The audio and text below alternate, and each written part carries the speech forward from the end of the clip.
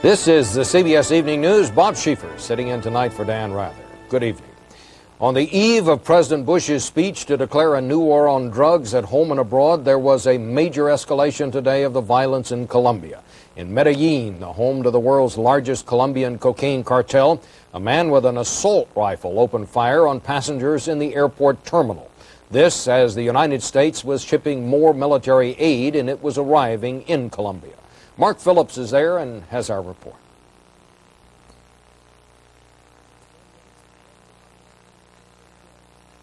The gunman, dressed in army fatigues, lay dead, shot by airport police. He'd been impersonating an officer, they said, when he opened fire on people checking in for the flight to Bogota. One passenger was killed, 12 were injured. It's a bloodbath that has gone from selective assassinations to mass murder. Police say the dead gunman was one of 3 attackers. The other 2 got away. So did whoever firebombed a U.S. C-123 cargo plane last night in the Colombian town of Monteria. The plane had put down with engine trouble on a flight from Peru to Panama and was part of the State Department's anti-narcotics effort. They have a great capacity to spread fear and to increase their influence in a society that is bewildered, that is probably scared. Against this backdrop of violence and fear, the U.S. supplied equipment with which the Colombian government hopes to fight the cartels has begun to arrive. 8 A-37 observation and attack jets flew into Barranquilla on the Caribbean coast today. Cargo planes arrived in Bogota yesterday, and helicopters are due tomorrow. They'll be used, the Colombian military says, to find and attack cocaine labs in remote regions, and hopefully to pursue the drug lords themselves. Perhaps, but the cartels have become as much a part of Colombian society as the salsa beat. In the cartel strongholds like Cali, the drug kings own legitimate businesses with happy employees. They own soccer teams that practice under military guard. Yeah, some of the local businesses are owned by drug traffickers. The army is showing off more confiscated cartel property, private Disneylands, gold bathroom fittings, secret escape hatches, testaments to the drug lords' prudence, wealth, and influence. An influence that extends deep into the Colombian military and police as well. The 3rd general to be fired here this year for corruption was dismissed last night. He was supposed to be heading the 4,000-man anti-drug squad in Medellin. Mark Phillips, CBS News, Bogota. President Bush ended his 3-week summer vacation in Maine today and returned to Washington, where he'll unveil his new anti-drug strategy in a speech from the Oval Office tomorrow night. Washington's own drug problem, of course, ranks among the worst in the nation, and an emergency crackdown that was launched this spring is being viewed as an early test of Mr. Bush's wider war on drugs. We have more on that now from White House correspondent Wyatt Andrews. Like every president since Richard Nixon, George Bush is about to announce another new government assault on drugs. And nowhere are they more skeptical of that promise than in Washington, D.C. The need and the means exist for significant federal emergency assistance to the people of this city. The administration is fighting one war on drugs already. An emergency in the nation's capital declared by William Bennett last April. A war D.C. officials say the government is barely fighting. Example, a government promised to take 250 D.C. prisoners off to a federal prison so the city could hold more drug suspects in jail. This exchange is effective immediately, with transfers to be made as new prisoners are assigned to the D.C. jail. But it did not happen immediately and hasn't completely happened even now. It couldn't. The federal prison system is overcrowded too. I don't think that they responded as if there was an emergency here. The drug czar is encountering the same difficulties that most, bureaucratic agencies encountered. Another promise from that April press conference, a security crackdown in Washington's drug-infested public housing projects. To make public housing in America and here in D.C. as drug-free as is possible. It made a difference, but it could be better. Jack Kemp's promises of security guards and photo ID cards for residents actually came true, but at only one project, Arthur Capper, 126 out of Washington's 12,000 public apartments. City officials wonder what happened to the April emergency. That probably was a press conference that the people who had it would regret that they ever had. Bennett's biggest promise to create a task force of federal agents and local police came true, but at first there were no funds to pay for it. A street-smart DEA agent finally arranged a $2 million grant to the local police in Arlington, Virginia, who in turn kicked back the money to run the federal operation. Why cloud the issue with how we got the money? We got the money, and it's working, and that's all that counts. But city officials say this too counts. 168 murders since the federal government called D.C. a new priority. It's not that the president's first war on drugs has failed, it's just that to D.C. officials, none of the promises ever quite matched reality. And now the same federal government that took on this emergency in Washington will tomorrow ask to handle the new $8 billion war on drugs nationwide. Bob? Well, I guess that's the question, Wyatt, that no one seems able to answer. $8 billion, where does it come from? The president says he's not going to raise taxes. What programs will he cut? Bob, as you know from the game in Washington, that will be the game here tomorrow. As we understand it from the president's speech, he's going to claim that $2 billion of this is new money over and above what he had planned to ask in the drug war before. And the question, as you point out, what's he going to cut, given that he and the Congress are already fighting over a budgetary shortfall? So we'll wait and see. Thank you, Wyatt. Thank you. Still ahead on tonight's CBS Evening News, Anthony Mason looks at the cry for freedom in East Germany. And on this Labor Day, Jerry Bowen looks back at the summer of '89.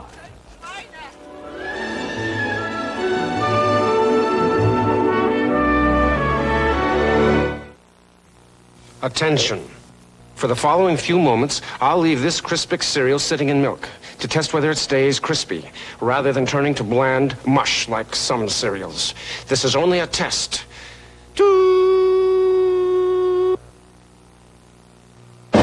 Eat fish twice a week. Your doctor knows. It's good to eat. Helps your heart to keep the beat. Helps slim you down from head to feet. Get rid of meat. So twice a week, seafood and fish. Lobster. Scallops. That's delicious. Haddock makes a lovely dish. Holy mackerel, try monkfish. Fillet of soul. So every week, eat fish twice. Try halibut steaks. Now that's quite nice. To cook a fish, take this advice. 10 minutes an inch, that should suffice. So eat fish twice a week. It's easy. Tasty. I think it's she. The official spokesfish now will speak. Eat fish and seafood twice a week. Bob and Susan like their privacy. When they asked me to sell their home, they were concerned about lots of strangers trooping through it. They said, please make sure you only bring over qualified buyers. Well, that's the least an agent should do. I told them, better yet, I've got a way that lets me know they'll like the house. You see, our Real Scope photos let buyers get a good look at the house, inside and out, right in my office. Their house was sold in no time. The right agent makes all the difference in the world. Realty World. Okay, let's check out the crunch. Still crispy, still tasty. That unique toasted crisp shape holds up. You can now return to regular programming. Crispix, crisp that just won't quit. There is sharp disagreement tonight over what happened in the resort community of Virginia Beach, Virginia over this Labor Day weekend. Everyone agrees there was violence and looting. A total of 30 people were injured, 160 people were arrested. But the debate centers on who's to blame. City officials say that police used extraordinary restraint, but had no choice but to move in with force when things got out of hand. Civil rights officials and the students say it's the overreaction by law enforcement that caused it. Linda Tyra reports. Virginia Beach, still reeling from a weekend of violence, settled into an uneasy truce. Vacation-goers eyed the damage and mingled on the streets among boarded-up storefronts. Today, the police are still on edge. 2 nights of violence turned the Oceanside Resort into an armed camp. It was a beach party for black college students, a fraternity celebration known as Greek Fest. The party turned ugly.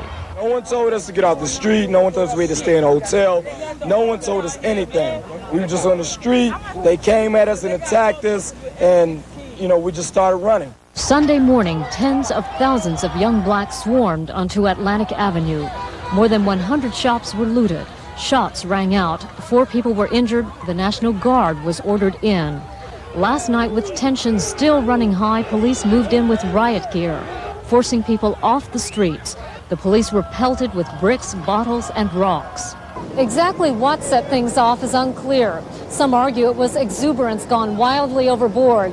Others blame the largely white police force for overreacting and cracking down on young blacks. To see 100,000 blacks or more is frightening to them, and rather than doing the hospitable thing, they did the hostile thing. One could perceive, and one could believe, and one could feel that part of the tension and part of what happened out there last night had race-related aspects in it. Poppycock, to my knowledge, there is absolutely no problem on the part of the city as far as the question of people's race, nationality, or religious beliefs. The violence here comes on the heels of a racial confrontation in Bensonhurst, New York, in which one black youth was killed. The neighborhoods have been torn apart. And this weekend's violence in Virginia Beach raises the question, is tension growing between blacks and whites on our nation's streets? There's absolutely no excuse to confront a hostile situation with an overwhelming show of force and brag about the fact nobody's going to destroy our city. You cannot, in America, if we're to be the America that we brag about, contain crowds like that. Go back to your hotel. Pack your bags. Today, young blacks rallied in the streets and called for calm. But people are still upset over 2 nights of violence and feel they were never welcome in the first place. Linda Tyra, CBS News, Virginia Beach.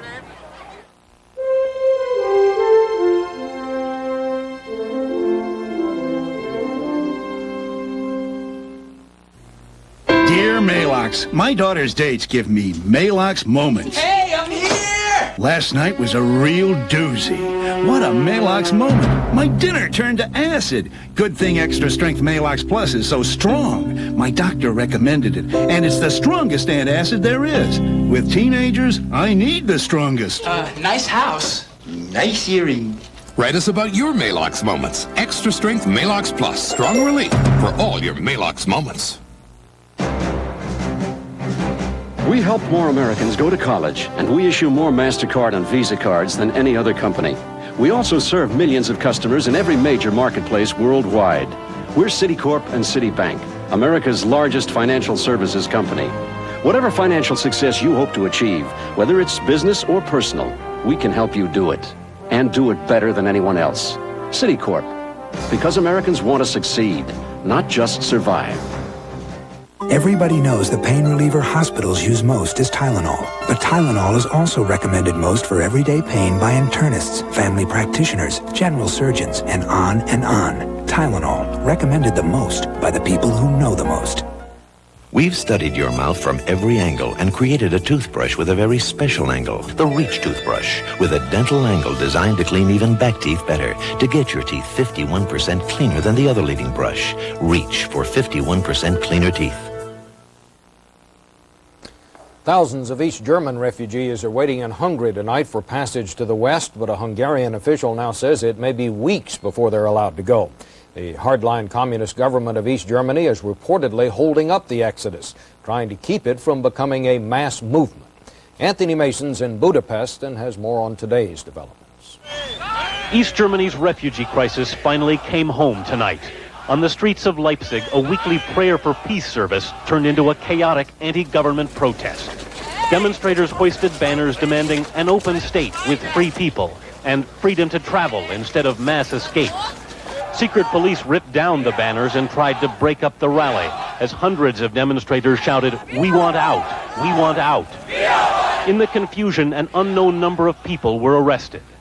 The East German government is now in the midst of its most severe political crisis since it ordered the Berlin Wall built in 1961.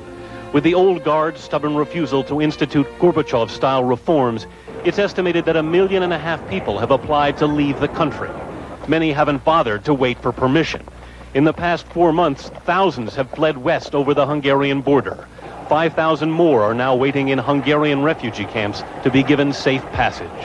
The East German government has not publicly acknowledged the crisis. The East German press has not reported it. A letter in one communist paper did mention the refugees. The writer called them traitors to their country. But for all the East Germans on the run, the rallying cry is freedom. We hope that we have more liberty. While harboring the refugees, Hungary has been under intense political pressure from the East German government. Hungary's foreign minister was given a diplomatic tongue lashing in East Berlin last week, and it appears to have worked. A mass exodus of the refugees was expected to begin early this week, but Hungary now says they can't leave until East Germany agrees. It could be weeks, an official said today. But while East Germany may have momentarily stalled the flight through Hungary, it can no longer hide its problems at home. The crisis has broken into the open. The pot, said one observer, is boiling over. Anthony Mason, CBS News, Budapest. Hungary's become a magnet not just for would-be refugees from the Eastern Bloc, but also for tourists from the Soviet Union. They are part of an elaborate black market. That's another sign of the changing face of communism, and Tom Fenton has that. The longest traffic jam in Eastern Europe these days is on the Soviet border with Hungary. It stretches for miles. It's there day and night, but nobody complains because Soviets now have a chance to do something they couldn't do before. Since March, the border between the Soviet Union and Hungary has been open, and Soviets are lining up for foreign vacations. They line up to come in, they line up to go back home. They wait 4, 5, 6 hours, sometimes all day. Soviets see this traffic jam as a sign of perestroika. Even standing in such line.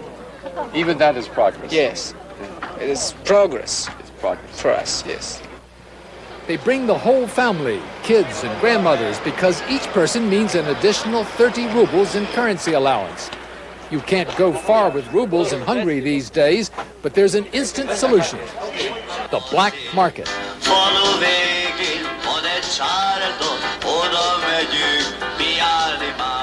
This one appeared like magic on the newly opened border. It's totally illegal, totally unregulated, and totally controlled by Poles. The Soviet tourists think it's a great idea. It's stocked with everything the Soviets can sneak past the customs officials. New goods that look as if they were made in 1950, brand name ripoffs, unspeakable Soviet kitsch, and even some caviar. It's a little complicated, but this is roughly the way it works. The Poles buy goods from the Soviets, then they sell these goods to Hungarians for double the price, take the Hungarian forints they've earned and exchange them for dollars, take the dollars back to Poland and exchange them for Polish zlotys, and in 2 weeks they can make the equivalent of 2 years' salary. The communist economies may be crumbling, but somebody is making a lot of money. It's easy money, so easy that Polish families travel here and use their vacations to make a Polish fortune. The big money is made on changing money. Money changers aren't hard to spot.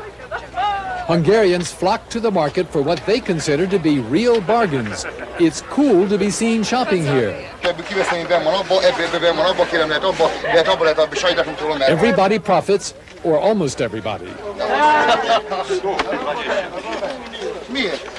The Soviet tourists go home happy, having visited the outside world. It seems that nothing can dampen their enthusiasm. Not having to wait all night to get through border controls, not even having to push the car to save gas. It's been a great vacation. Just wait till they tell the neighbors back in the USSR. Tom Fenton, CBS News, Záhony, Hungary. Cuba has suffered its worst air disaster. All but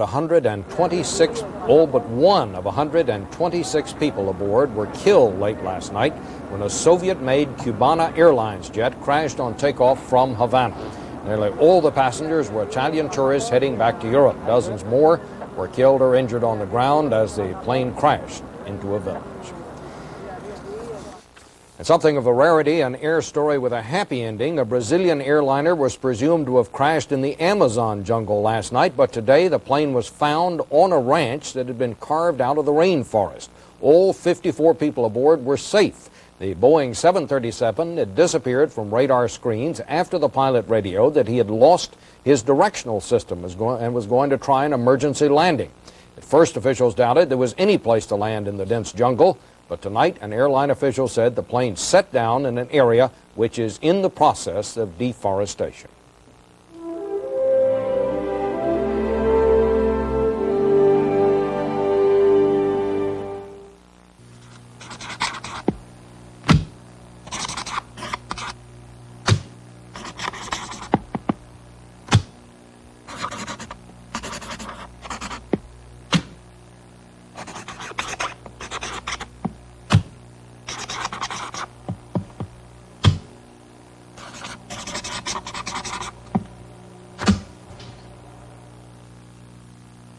people count on you.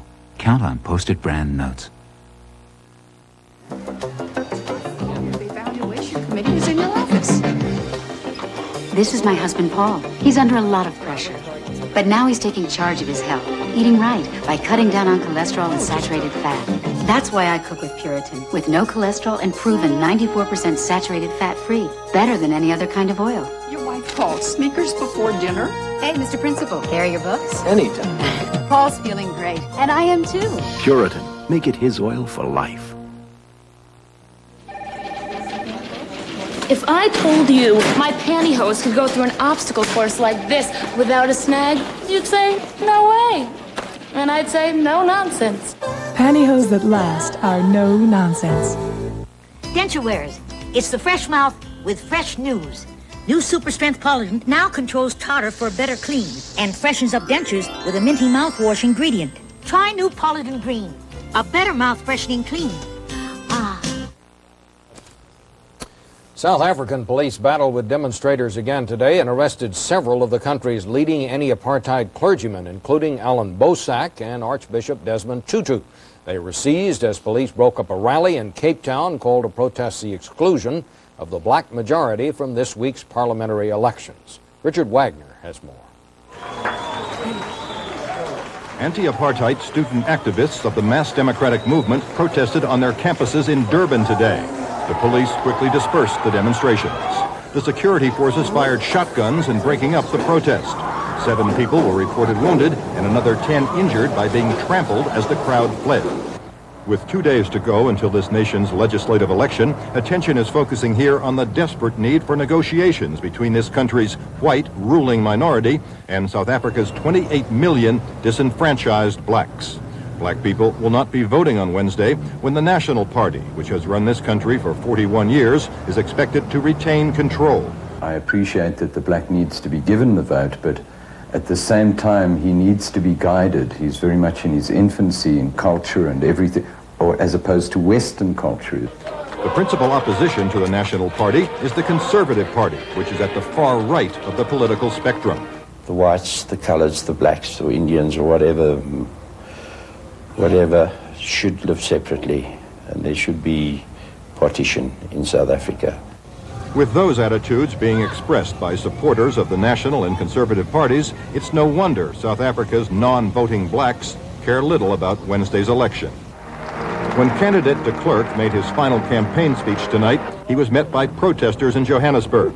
The only certainty surrounding this election is the pledge of the leaders of the Defiance campaign. No matter which of the white parties wins, the anti-apartheid activity will continue. Richard Wagner, CBS News, Johannesburg. In Florida, a 25-year chapter in the U.S. military space program ended today when the Air Force used the last of its Titan III rockets to launch a surveillance satellite into orbit. The Air Force is now building a fleet of new unmanned rockets, which are capable of blasting much heavier military payloads into space. It's part of the Pentagon's move away from reliance on the space shuttle for military launches.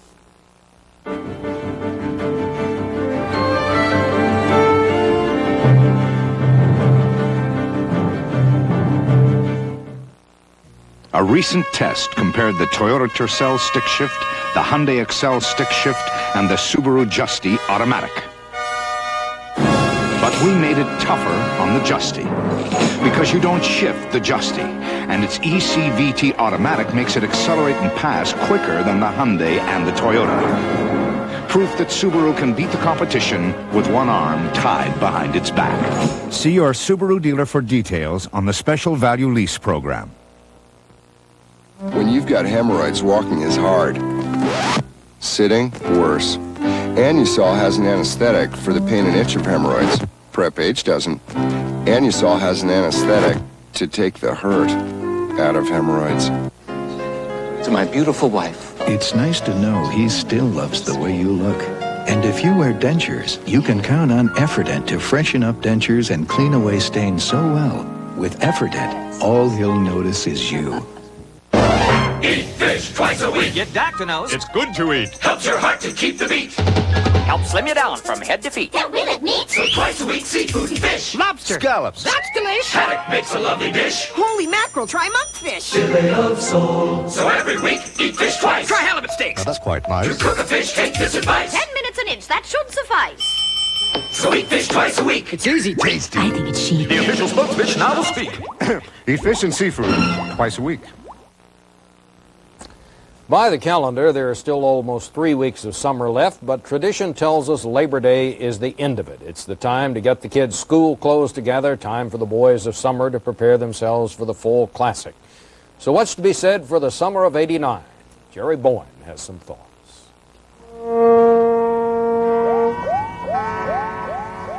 Tall ships and tiny boats paraded off the California coast this Labor Day.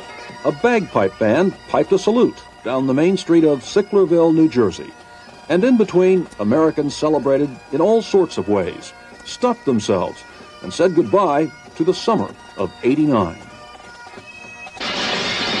This was the summer Batman conquered Hollywood. The curse of Kennebunkport was lifted from George Bush. The president finally got his fish. Jinx is broken. Exxon's Valdez cruised back down to California, leaking one last slick before hitting dry dock for repairs. And Voyager, a most precocious 12-year-old, sent picture postcards from the heavens. There have been fascinating, sometimes anguishing baseball stories. A Little League team from Connecticut became world champs, beating Taiwan at our own game for a change. California Angels rookie Jim Abbott pitched so well, people began to forget there might have been reason to think otherwise. And Pete Rose kept saying it wasn't so, even as people began to suspect there was reason to think otherwise. And more anguish, the sudden death of baseball commissioner Bart Giamatti. It's been a summer of harsh judgment for one preacher and one self-appointed queen. A time for all kinds of anniversaries. 20 years for the moonwalk. And 20 for Woodstock.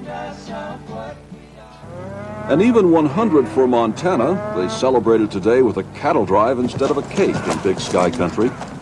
And in many wonderfully ordinary ways, it was a typical summer. Marge Miller won the chicken calling contest at the Iowa State Fair. Again, third year in a row. Over in South Dakota, 5-year-old Sam Reisdorf's bunny won the blue ribbon. I do. Hugh Hefner married a bunny at the Playboy Mansion. Romance was on the wind. 18-year-olds Jason and Melanie met at the shore. 85-year-old Abe and 75-year-old Genevieve met at the Claude Pepper Senior Citizen Center. So we close the book on this summer, just as they've done for 102 straight summers now, at Wisconsin's Camp Holiday Home on the shores of Lake Geneva.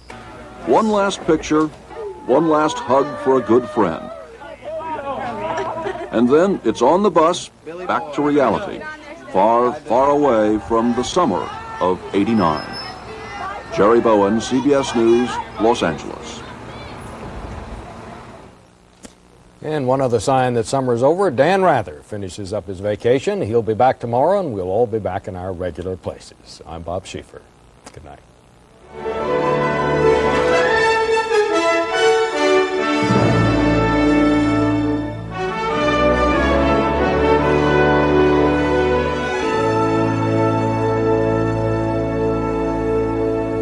I'm Harry Smith. Tomorrow we'll preview the president's drug speech. Also, William Shatner joins us, and we'll look at the fall TV season on CBS This Morning. This is CBS.